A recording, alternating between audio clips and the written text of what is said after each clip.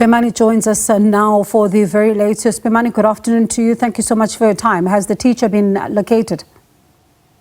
Good evening, Bongiwe. Unfortunately, there hasn't been any update. I was just speaking to the spokesperson of the police in the province about a few minutes ago, hoping that there would be that update that has been arrested.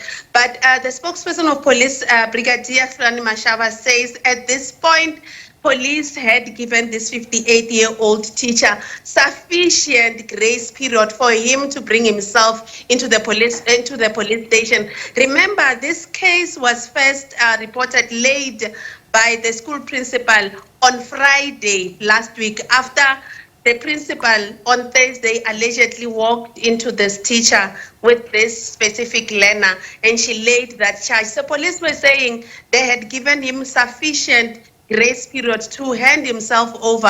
But at this point, the last time they heard from him, he stated he was in Hammanskraal and he would be traveling back to the province to hand himself over.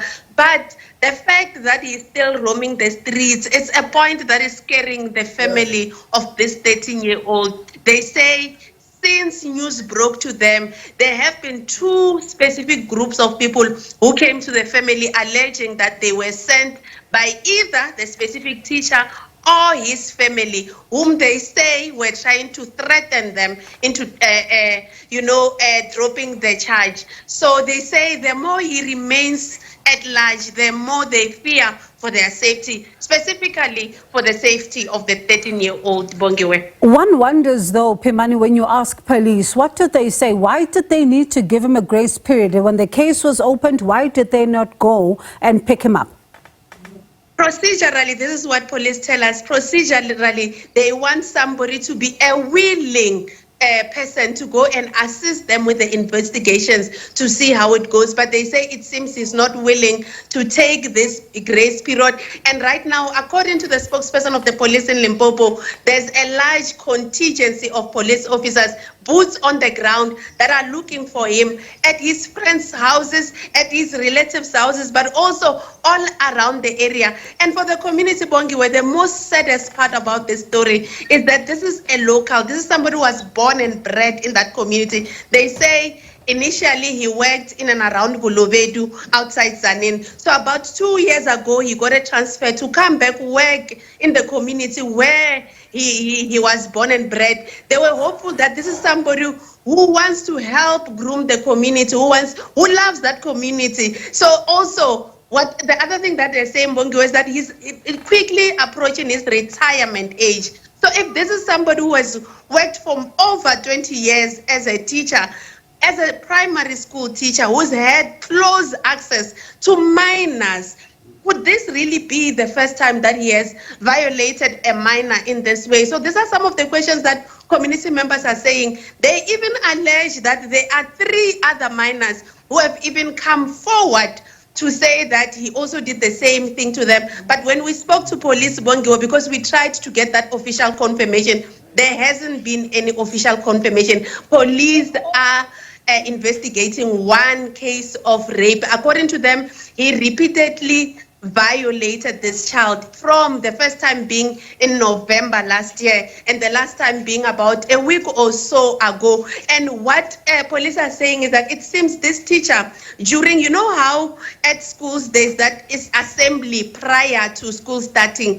So they say in the morning when other kids were praying at assembly, he would take the child into an office because he understood that no one would notice that this child is not present at assembly. This is when they say he would violate the child. And when learners moved from assembly to classrooms, should also move into the classroom with them. So they are saying this is quite scary. How many other children might he have done this to? But additionally, at his previous workplace, could he have not done this? So there's a call by community members. One even said, this is from the local Mushati, the local tribal authority, saying they want authorities to do a campaign where all learners from the school come and confidently confide in, social workers and other community structures to say, could they also have been victimized, and if other things, but also extend it to his previous place of employment because they believe there might be other victims. It's Bongiwe. quite difficult to hear some of what you're describing there, Pimani. One even wonders, how's the little girl now?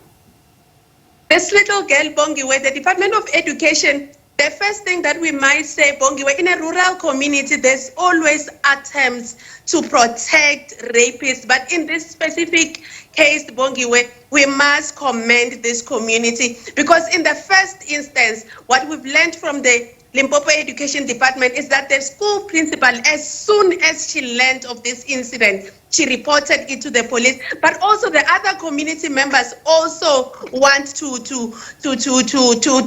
make sure that they rid the society of similar people who are abusing learners. So in terms of the state of the child, the department told us that they would be dispatching their social workers to her home to not only counsel her, but to counsel her family as well. So today, when we visited that community, she had indeed visited the local Mankweng hospital, where she spent hours in that hospital speaking to social workers with the department saying that they are prioritizing ensuring that she's in a good social, the psychosocial state is okay, but also that of her family. So what we gather from the family is that since November last year, when this first incident happened, they started noticing a change in her behavior where they felt she was a bit more aggressive and she had anger issues. She didn't want to play with other children. She was isolating herself and playing alone, stating that they are hopeful that with the current psychosocial social support that she's getting, that will improve. But it appears the department is committed to ensuring that she gets the help that she needs and that she's able to continue with other learners at school, Bongiwe. Pimani, thank you very much for that update there. Very comprehensive. Appreciate it. That was SABC News reporter Pimani Baloyi speaking to us about this case of a 58-year-old primary school teacher allegedly raping, violating a 13-year-old learner at the school. And we do understand he's not yet been arrested. He's still at large.